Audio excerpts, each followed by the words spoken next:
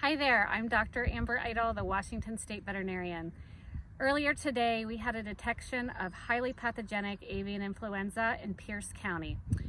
It's really unfortunate again, but as I mentioned before, we have a great team with WSDA and USDA veterinarians who are responding to this outbreak to try to contain that disease as quickly as we can to prevent further infection in our state.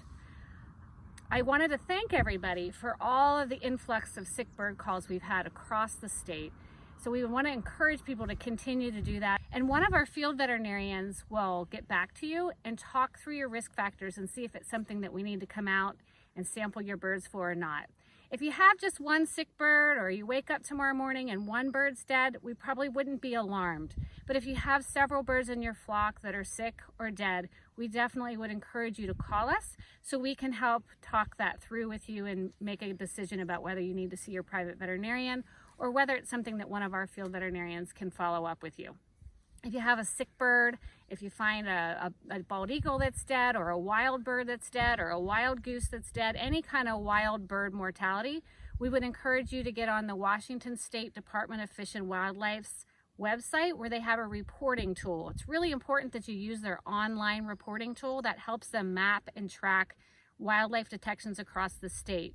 Fish and Wildlife also just recently reported a positive bald eagle near Loon Lake, and they also reported a positive high path AI detection in a goose near Moses Lake.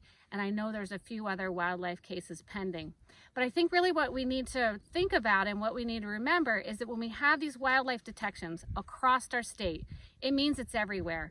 It's not about one premise. It's not about knowing exactly where that last detection is. It's about understanding that our risk is everywhere in this state. So anywhere where there's wild birds, there's risk of avian influenza. So that kind of will help us remember, what are those things? What are those most important things that we need to do to protect our flocks?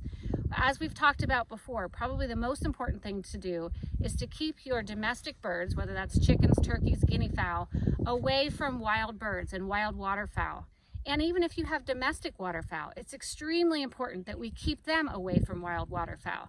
In fact, in one of our more recent detections, we had a history of domestic waterfowl or domestic geese sharing a pond with wild waterfowl. And that's a problem because as these birds come in and migrate through, they're depositing virus through fecal contamination. And once we have fecal contamination in the environment, the risk for those waterfowl is very high. If you have a mixed flock where you have geese and ducks and you mix them with chickens and turkeys, again, a very high risk situation. So we would really encourage you to keep those birds separated. We also would really like to encourage you to bring your chickens in, bring them under cover, keep them away from what might be flying overhead. We know as those waterfowl fly by, they're dropping fecal contamination, and you have to think that every dropping that hits the ground likely has highly pathogenic avian influenza in it. And so trying to eliminate that contact is really important.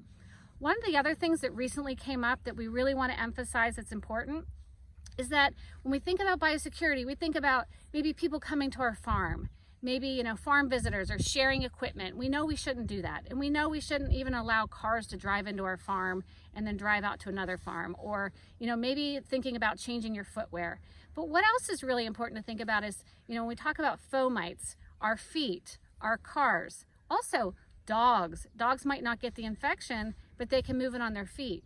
One of the more recent issues that have come up for us that we're very concerned about is people who give away eggs. So if you have eggs or you have extra eggs and you give them away to your neighbors or friends, or maybe you throw a sign up at the end of the lane and say extra eggs for sale, we would encourage you for the next few weeks to stop doing that, because the risk of not transmitting it in the egg but on the egg or on the container is very high.